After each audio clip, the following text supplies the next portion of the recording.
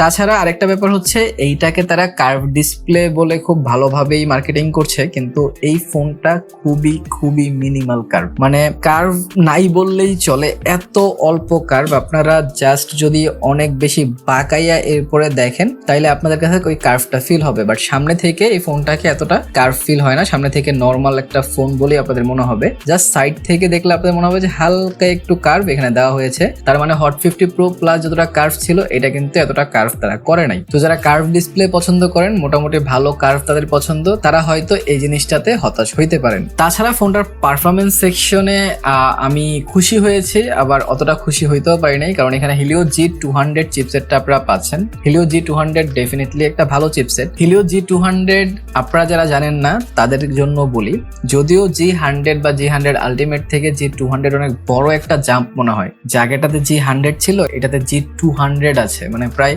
অর্ধেক বেড়ে গেছে বলে মনে হয় এটার নাম অনুযায়ী, কিন্তু আসলে এটার কাম অতটা না, বিকজ অফ G100 আলটিমেট আর এটার সাথে যদি কম্পেয়ার করেন অনলি 10 থেকে 15,000 ডিফারেন্স হয় আন্তত বেঞ্চমার্কে। এটারও আন্তত বেঞ্চমার্ক আমি করছি, এন্ড এটার আন্তত বেঞ্চমার্কে 4,45,827 স্কোর করছে এটা। সো এটার সাথে যদি আপনি কম্পেয়ার করেন G100 বা G100 আলটিমেট, সেটা 4,30,000 মধ্যেই ঘোরাফেরা করে। সো আপনারা বুঝতে পারছেন যে এখানে যতটা বেটার তারা পারফরমেন্স সেকশনটাকে দেখাইতে যাচ্ছে অতটাও বেটার না, আগের জেনারেশন থেকে জাস্ট 2 থেকে 3%ই পারফরমেন্স বুস্ট আছে এখানে। তারপর এটা দিয়ে আমি বেশ কিছুক্ষণ গেমিং করেছি, যেহেতু এটার কার্ভটা কম করেছে যার কারণে আপনাদের মিসটাচটা কম হবে, এটা একটা ভালো ব্যাপার। এন্ড এটার জন্য গেমিং করেও কিন্তু আরাম পাচ্ছিলাম আমি এটাতে Asphalt 9 খেলেছি। Asphalt 9 খেলে তো দুর্দান্ত মজা পাবেন, যেহেতু 1.5K রেজুলেশনের ডিসপ্লে ভাই এটাতে, সো ডেফিনেটলি অনেক মজা পাবেন আপনারা। তাছাড়া ফ্রি ফায়ার খেলেছেন, ফ্রি ফায়ারও কিন্তু ধুমায় খেলছি আমি, এন্ড ফ্রি ফায়ারও আপনারা খুব ভালোভাবেই খেলতে পারবেন, যেহেতু এই ফোনটাতে Helio G100 বা 200 সিরিজের প্রসেসর আপনারা পাচ্ছেন এইখানে। সো পারফরমেন্স খারাপ হবে না যদি আপনারা গেমিং করতে চান।